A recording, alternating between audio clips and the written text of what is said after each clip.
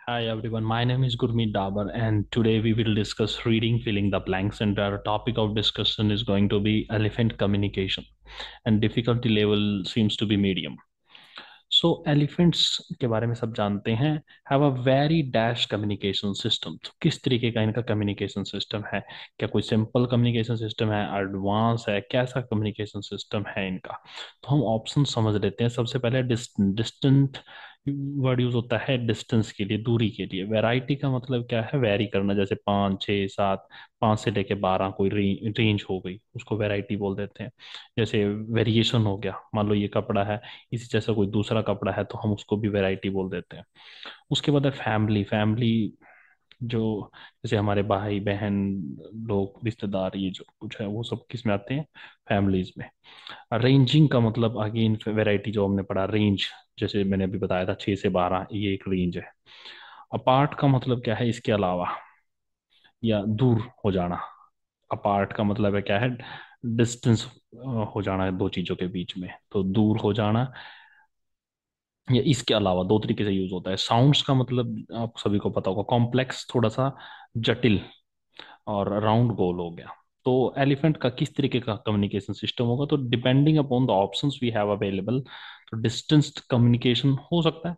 Variety communication, तो ये आगे पता चलेगा कि होगा नहीं होगा। फैमिली कम्युनिकेशन, रेंजिंग कम्युनिकेशन, तो हम सारे पढ़ लेते हैं। हम आगे चलते हैं। जो मदद करता है, इसमें इसमें बड़ी सिंपल सी कहानी है कि कई बार ना हम जो बिल्कुल पहला क्वेश्चन स्टार्ट करते हैं, हमारे पास नंबर ऑफ क्लूज जो हैं वो काफी कम होते हैं। तो इस रीजन से इसको अर्ली अटेम्प्ट करना एक रॉन्ग आंसर भी आप दे सकते हो इस केस में। तो आपको जो लगता है, अगर बिल्कुल गारंटी है तो आप डाल सकते हो इसमें, नहीं तो आप आगे भी बढ़ सकते हो।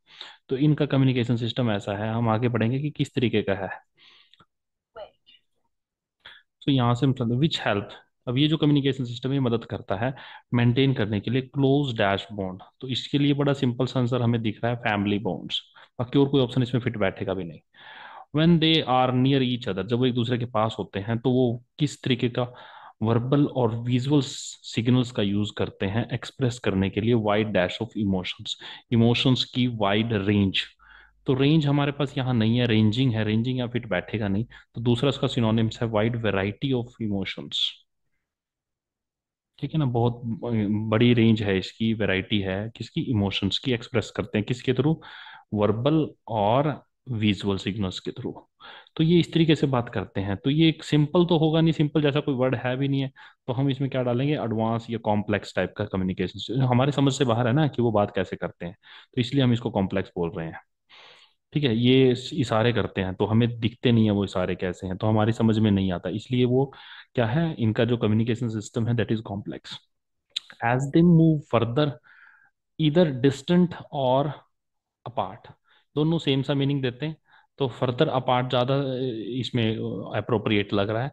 तो जब वो थोड़ा सा दूर जाते हैं, तो they use less rambling. Rambling is a kind of, एक जो वो आवाज निकालते हैं। और ये वहां पे हर्ड वर्ड यूज करा गया है, तो अगर यहाँ से आप देखो, दैट कैन बी हर्ड, इसका मतलब सुनाई देगा, तो यहाँ पे कोई साउंड होना चाहिए।